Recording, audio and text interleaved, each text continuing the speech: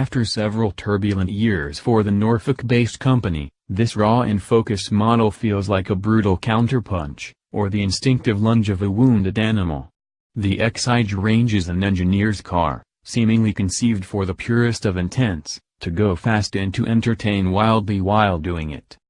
And it complements the rest of the Lotus range superbly, with the thrill-seeking Elise propping up the range and the GT-flavoured Evora topping it.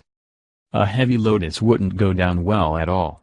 Not with the customer base, with the critics or with the ghost of Chapman. And a heavy Exige would be a real heresy, particularly when unadorned examples of the original Exige S1 weighed less than 800 kilograms with fluids on board. Next to that, the Exige looks portly. Heffel's claim is for a curb weight of 1,125 kilograms, 10 kilograms less for the Roadster, and the scales at our Myra test track confirmed that our test car, a coupe, full of fuel weighed 1,200 kilograms. That puts the car within 95 kilograms of the previous Porsche Cayman R and 160 kilograms of the 997 GT3 RS 4.0. The Race 380 has a claimed dry weight of 999 kilograms, which means it will tip just over the 1-ton mark. Light enough for a Lotus? The track will tell. But bear in mind that time and safety legislation invariably add mass to cars, and also that the new 911 GT3 is a 1,430 kilograms machine. Two things directly explain the mass increase, notionally, really only one. The Toyota-derived supercharged V6 that powers the car, also found in the Evora, has forced a growth spurt. There's 70 mm of extra length in the wheelbase and almost 300 mm of additional overall length compared with the original Exige, and a current Elise.